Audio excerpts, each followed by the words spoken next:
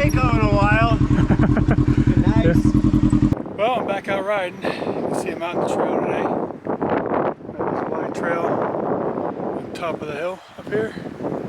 Got the 1883 Maico 490 with me. My all-time favorite bike out of all the bikes that I have. I will always favor riding this bike, and I've ridden it the most out of all of my bikes. So, see up here. So yeah, I'm just you know, first couple of times out. Not last weekend.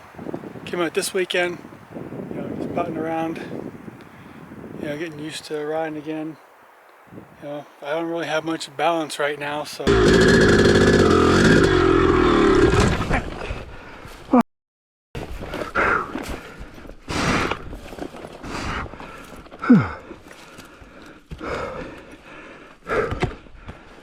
First fall. So, my also third wheel dry right now too. So, but yeah, I don't have any balance. I need to gain my balance back, which I knew. You know, but yeah, the bike's running excellent. You know, so see there, it's running absolutely fantastic. You know, since last year or the year before, I had to reduce the squish. Because whenever I switched that head, I overcompensated for the difference between that cylinder, not the head, but the cylinder.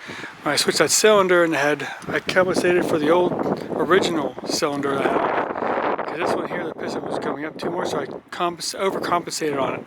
It made the squish huge. It was absolutely huge when I checked it. So now it's real tight.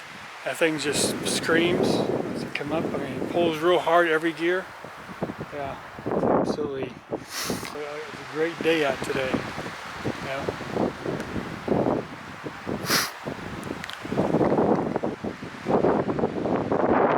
I'm also trying out the new GoPro. So, and it's the GoPro 13. Actually, the last one I had was actually the 8. So I had bought the 13 now. You see it here. And I have the ultra wide lens. I also have the stock lens, of course. So I've done some trails with both of them, and I've done some with the horizontal lock, some without any of the smoothing. So I'll put up some comparison videos with the GoPro 13. But I mean, the last one I had, like I said, I can't compare it to the 12 or anything, because last one I had was the 8. I haven't bought any since, but you know, since it's 5 more, I went for it this time.